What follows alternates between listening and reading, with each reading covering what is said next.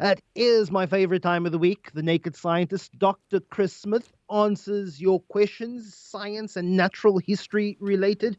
What's your question to him? Good morning, Chris. How are you doing? Good morning. I bet you say that to all your guests, don't you? You know me. You know me. But anyway, I hope you're having a very, very good week and looking No, forward I'm to good. the weekend. I found this really weird fossil, right? Because Yeah. I was on holiday for a couple of days. I decided I needed a holiday for the reason that I hadn't had one for over a year. And after 18 months of COVID, working at the hospital, etc., I thought I really need a break. So I had a holiday for 2 days.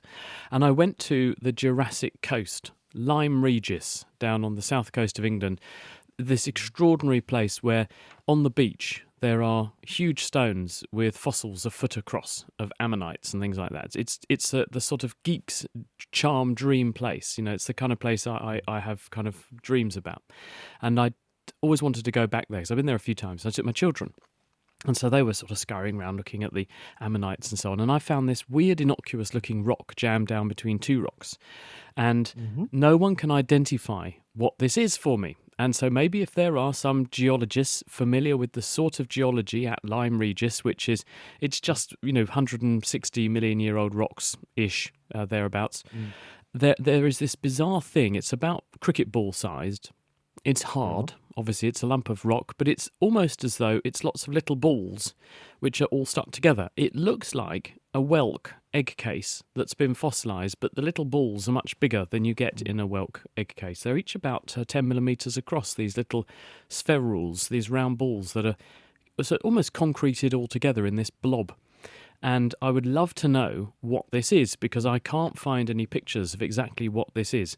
So anybody listening who knows what this might be, it looks like the fossilised equivalent of a bloated whelk egg case. I would be delighted with the diagnosis, please. So do let me know, anyone who can help me out. Any paleontologist listening and can help Chris out, you can help Chris out this time. You can do so. Call us. Exactly. I've also put a picture online, Lester. And so if people... On your website? Yeah. If you go to the Naked Scientist website and go to our forum, nakedscientist.com/forum, there is a section on there that says geology. And if you click in there, I've put the topic, what is this lumpy rock, and a really big picture. So people can have a look at it with a ruler so they can actually get a sense of the scale. So if anyone would like to check that out and tell me, please do help, because I've got two children who are intrigued and curious, and they will not let me rest until I give them the answer. Well, let's go to the voice note line now. This is a message from Zuki. You can also call in, of course, 021 446 0567. Good morning, Lester. This is Zuki. I've got a question about allergic reactions. Recently, I had an allergic reaction to a meal that I've ordered on numerous occasions from the same restaurant. My face swelled up, my glands swelled up, I had itchy bumps all over my body. When I went back to the restaurant, they told me that the type of ribs I'd ordered on this occasion were different from what I normally ordered, that it was a different part of the animal. So my question is it possible to be allergic to a part of an animal that you are not normally allergic to? Thank you. Thanks so much, Zuki. Chris? Well, first of all, I feel sorry for you that your meal was spoiled. And when we have food allergies and things like that, it makes dining out a really frightening experience for some people because they're worried that this sort of thing can happen. Fortunately, it's relatively rare. Now, it's very difficult to unpick exactly what's gone on here, because when you don't prepare food yourself, you don't actually know what pot it was cooked in, what they added to it, what ingredients were used, etc., etc., because there's so many moving parts in a busy kitchen where they're churning out food and meals at a ferocious rate. Then the spoon that was in one particular thing, it may well have gone between two sets of sauces or something.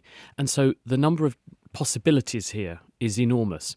It's unlikely that just one bit of an animal is going to produce this allergic reaction and another bit isn't, because we're all one big sort of bag of juices, and it's a bit like saying I'm allergic to cheese, but if I eat a bit off one end of the cheese I'll be fine, it's the other end that I'm not fine with. It's very unlikely. You can never say never in medicine, but it's very unlikely that is the case, unless there's some particular thing that's very concentrated in one particular meat that's done that. I think it's much more likely it'll be something, I mean, she's talking about spare ribs or something. It's very likely that something in the dressing, the sauce, or the marinade has crept in, which she is exquisitely sensitive to, and which would not normally be there, and perhaps the ingredient was slightly different, perhaps the supplier was slightly different and had an additional thing in there, and on this occasion that ingredient is what's tripped it up. I'd be very surprised if it's the bit of the animal, to be honest with you. Just on a bit of the animal, someone has replied to your question. They're asking, could it be fossilized stomach contents that you found in the fossil part? One other person said, "Is this a fossilized deer poo?" And because you know what deer and sheep I saw poo the looks picture. like. I didn't want to be too cheeky. the- I saw it, and it looked very much like a ball of poo. Well, the problem is that the stratigraphy, in other words, the timeline from surface down to the depths where this relates to, would be well before the emergence of big mammals like deer, which didn't come along until well after the dinosaurs had exited. This is well before all that. So this probably isn't anything mammalian that made this, but it could be a pile of poo. I don't know, but it would be a big animal that made something like that. So I'm thinking more along the lines of some kind of egg case or egg deposit, but I'm not a paleontologist, so that's why we need a few experts with the right eye. It may, on the other hand, I mean, one always has to be really careful with this kind of thing, that this is not of animal origin at all. This could be completely geological, and you do get various geological processes that produce nodules and round sort of spherical structures. And in the same way that our human brains will, if we look hard enough at a cloud, reveal a face to us, we end up with the picture being presented to us as seeing what we want to see. So it's always important to step back and be unbiased and say, well, this could be this process could be completely natural, but it could be animal in origin. And it's really fascinating. It certainly baffled the Twitter sphere, because normally you put these sorts of things on Twitter and you get the answer from a bright bunch on there very quickly, and it's gone very, very quiet. So I think people, well, stony silence, I suppose you could say, boom, it's got everyone a bit confused. Dr. Susan is asking Dr. Chris, the biggest puzzle to me are dreams. I dreamed about places I have never been to and people I have never known. What is the answer? In fact, I dreamt this. I think it was probably a 6-hour dream this week, sometime this week, where in my dream, I dreamt I was watching a movie. I dreamt about a movie that in my dream I had seen before. A movie I had seen before. When I woke up, I tried to recall what was that movie again, and I came to the realization I made up a movie in my brain, in my head while I was sleeping. Yeah. And when we go to sleep, no one knows actually why we dream, but it seems to be very important for our psyche. If people don't dream, then they don't get restful sleep. And it's also very important for memory consolidation. We've done various experiments on people where if you allow people to sleep and have a complete sleep cycle, where actually that includes phases of dreaming and non-dreaming, they get much better consolidation and recall later of what you've taught them than if you prevent them from sleeping or prevent them from getting a proper night's rest. So it seems to be very important to us, but it's equally very important to the animal world as well, because animals that we study also appear to dream. They show the same patterns of dream activity, and anyone who's got a dog or a cat, for example, will know that sometimes the dog will lay in its basket doing little woofs or barks or shaking its paws. It's clearly dreaming because you can see it's asleep and it's stalking imaginary prey or something like that. But when we go to sleep and dream, you're basically disconnecting various parts of the brain from the way they're normally connected together, and a different pattern of brain activity and a different pattern of connectivity between brain areas takes over when we go into these phases of dream sleep. And you activate those brain regions in much the same way as they're activated when we're awake. And so basically they are producing experiences, but they're producing random experiences, uncontrolled and uncoordinated by the normal flow of information through the brain. And in that way, you can take knowledge, background information, and other experiences and mesh them together in new ways. The other thing to bear in mind is that we obviously know what we know, and we know what we've done before and what we're familiar with, unless you suffer some kind of deja vu sort of phenomenon. And for that reason, the same centre that gives you, or the same brain connections that give you that sense of what I know and what I don't know, well, if that gets the switch thrown, then it can attach significance and it can attach familiarity even to unfamiliar things. And that's basically what deja vu is. When you have a deja vu experience, you think, I'm sure, I know all this. I'm sure I've had this experience before, but it's because the system in the brain that's saying, I know about this, is tripping over and turning on when it shouldn't. And the same can happen when you dream. So you do feel very close and familiar to your dreams because they're basically the same brain structures that would normally decode and present to your consciousness these experiences when you're awake are doing that, but in a much less constrained, looser way when you're asleep. And we don't know why we do this, why we want to do this, but we know it's very important because if you don't do this, you don't feel half as happy. Thanks so much. Gazella's called in from Durbanville. Good morning. How are you? Good morning. I'm fine. I have a question for the naked scientist. Hopefully not naked today, but something that's been bugging me since I was a teenager, and I cannot get my mind around it. What was there before the Big Bang? In other words, there can't be nothing. What is nothing? I mean, we all know the planets and how it all started and the planets and the suns and what have you. But what was there before? I mean, there couldn't have been. What is nothing? What is nothing? It really bugs me. Gazella, thanks so much for that, Chris. I remember being small and trying to imagine the universe going on forever, and I just couldn't imagine the sky going outwards and outwards and outwards, and then space go. It used to make me feel weird and send shivers down my spine.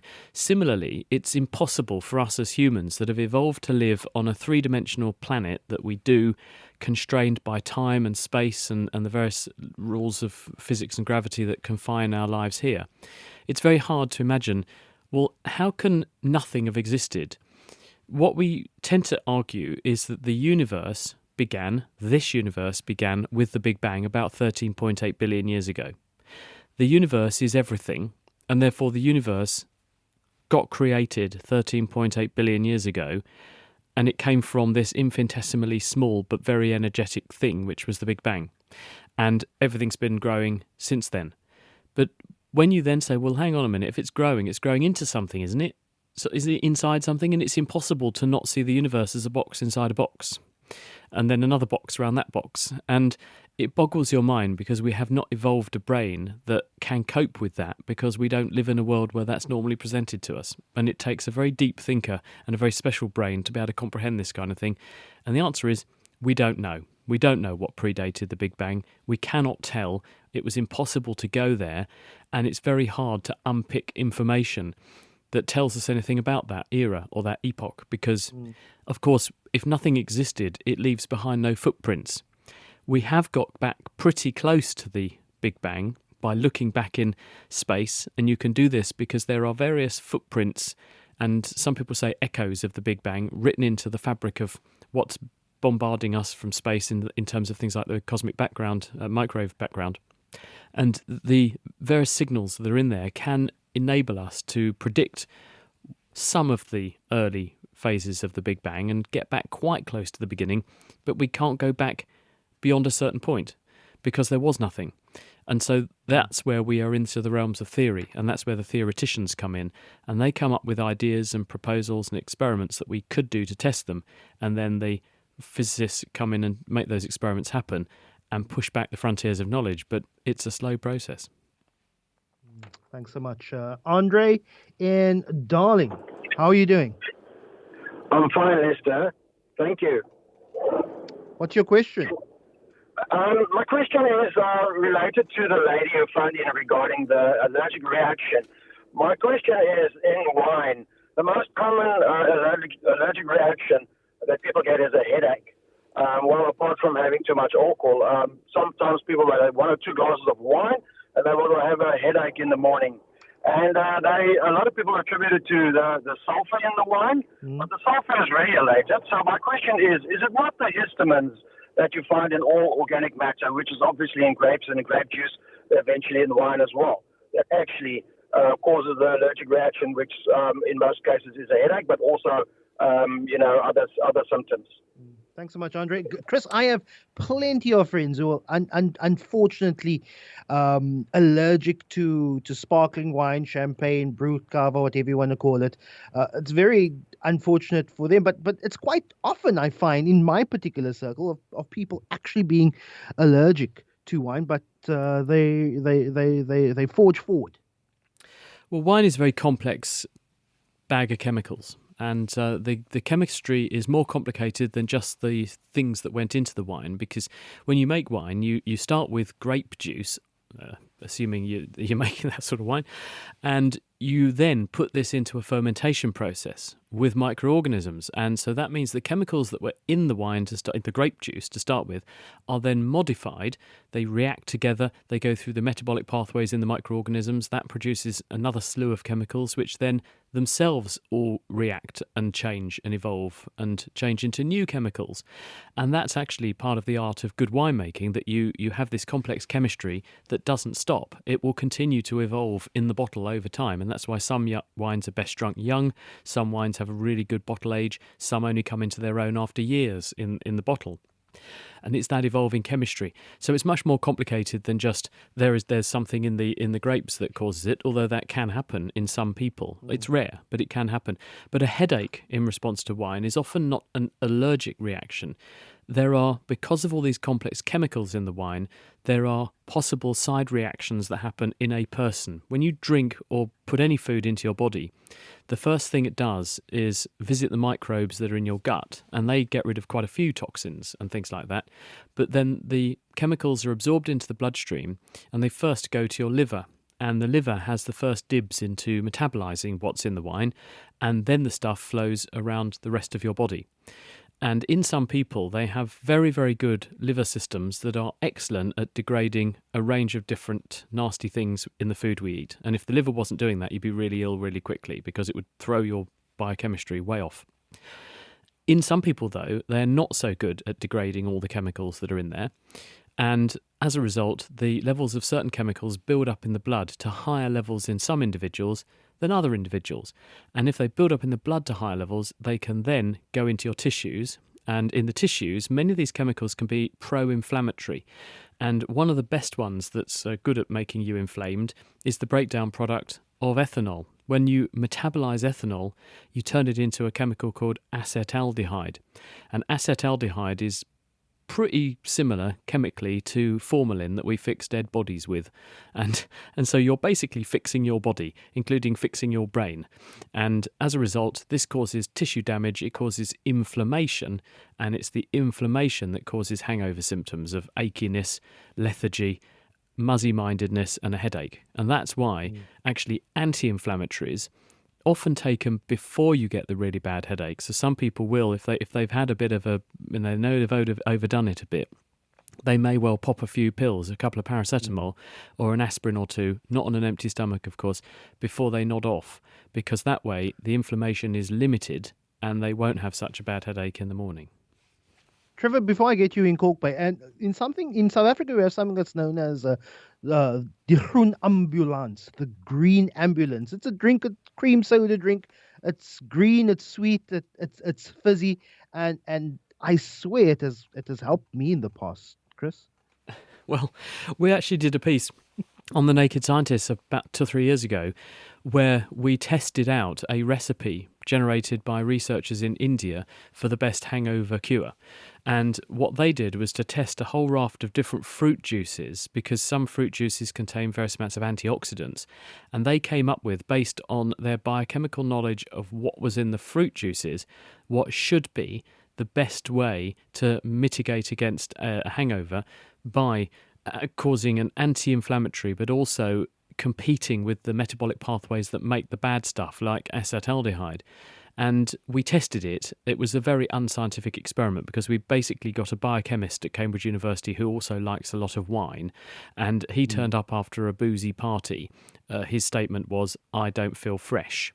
And we tested out some of these things on him, and he said they tasted nice, but they didn't really make the hangover much better. But there was this paper that these scientists in India published to put forward at least one recipe. You can find that on the Naked Scientist website. Actually, I'll tell you what, I'll tweet it after the programme. Here's the recipe. Try this one. And then perhaps people can let us know next week if it's any good or not. It means I'm going to have to do some science tonight. Yeah. You could do some synthetic biology. Trevor in Cork Bay, thanks so much for holding on. How are you? Yeah, good. Good morning to you. I'm glad that lady asked you about the universe and the Big Bang, because that's also bothered me. And there's still another piece that bothers me. But anyway, my question for today, and it actually sounds like a stupid question. If I was to shoot off a very powerful light at the speed of light today, it will arrive somewhere, let's say in four light years' time somewhere. If they were to then backtrack that light, so therefore it's arriving there in the future, if they were to then receive that light and backtrack, they would be looking into the past. So why can't we look into the past? Well, effectively, Trevor, we can, because when we look at the light arriving here on Earth, and by light I mean electromagnetic radiation, and this means visible light we can see, but also light waves we can't, including radio waves and microwaves and X-rays and gamma rays. We're being assailed with this kind of radiation from space all the time, and we can measure it, and we can look at where it's come from, and we can therefore see into the past, because space being as vast as it is, there are some light sources which have been shining towards us for billions of years. And one of the things that happens to that light as it travels across the universe is, because the universe has got bigger, it has expanded, the universe is continuously growing, the light that's traversing the universe stretches out almost. It's as though someone took a spring and stretched it. And so the frequency of which the light is vibrating is made greater, wider. The wavelength stretches. And this is called redshifting. And because there are certain chemicals that emit very specific frequencies of light, we know what those frequencies are. And so if we look in light for those particular frequencies, but which are slightly off, we know basically how far back in time that light wave must have been travelling across the universe, because the, say, signature corresponding to hydrogen atoms is a bit offset from where it should be. That's the redshift. And so that gives us a time clock for how long and how much expansion has happened since that light wave left. And so people are able to probe back in time to the early phases of the universe in precisely this way. And I mentioned earlier the cosmic microwave background radiation, the CMBR. And this is also dubbed echoes of the Big Bang. When the universe was very small and much younger, it was very hot and producing enormous amounts of radiation at a very high frequency. And as the universe has grown and expanded, those light waves have stretched out. And so now they have gone from being what were very high frequency to a lower frequency microwave. And we can still see that light, but it's now much more stretched out. So effectively we are seeing into the past when we detect light that's coming to us from out in space from years ago. Let's go to the voice note line now. I think it's Uleta, who's been listening to us via our streaming services. Good morning, Uleta. Let's listen to your voice notes. Morning, Lester and Dr. Chris. My name is Julita and I live in Norway. My question is regarding how I feel, or the effect that driving down in a long tunnel, which goes under a fjord normally, driving downhill, it feels as if my head wants to explode. Why is that? Also in Norway, they have very impressive bridges, very high bridges, and most of them are swing bridges. So you have these very high pillars going upwards. And when I'm driving over a bridge, I feel as if I'm going to fall, off the bridge down into the water below. It's awful. It's really awful, and it impacts on my lifestyle because we have these tunnels and bridges all over. I never thought I'd enjoy a combination of a Cape Townian and Norwegian accent so much from Uleta. But Chris, your answer? Yulita, thank you very much, and thanks for being our first person, I think, from Norway to get in touch with the programme. Welcome aboard. I think this is part of the way our visual system processes information flowing past us. We have something called an optokinetic reflex, which you can see this in people. When the scenery moves very quickly, the eyes pursue the moving scenery in order to try to keep your gaze steady. A really good place to see this is in the train. If you watch the person sitting opposite you in the train, as a train pulls into and out of a station, you'll see their eyes flick backwards and forwards as they try to pursue the people on the platform and fix their gaze on the platform. And people's eyes will go flick, flick, flick, flick, flick.